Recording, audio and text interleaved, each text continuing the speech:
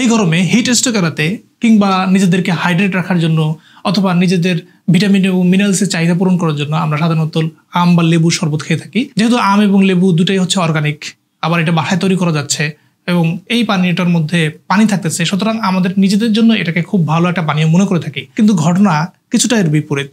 দেখেন, 1 গ্লাস আমের জুস তৈরি করতে কমপক্ষে 3 চামচ আমাদের সাধারণ সাদা চিনি দরকার হয়, যেটা আপনার শরীরের মধ্যে খুব কম সময়ের মধ্যে অনেক বেশি ক্যালোরি ঢুকে দিতে পারে এবং এই কারণেই কিন্তু চিনিকে আমরা হোয়াইট পয়জন বলে থাকি। আবার এই 1 গ্লাস আম বা লেবু শরবত তৈরি করার জন্য কমপক্ষে 1 চামচ সাধারণ খাবার লবণ প্রয়োজন আছে। খেয়াল করে দেখেন, আমাদের পুরো 24 ঘন্টায় আমরা 1 চামচ বা 5 গ্রাম লবণ খেতে পারবো।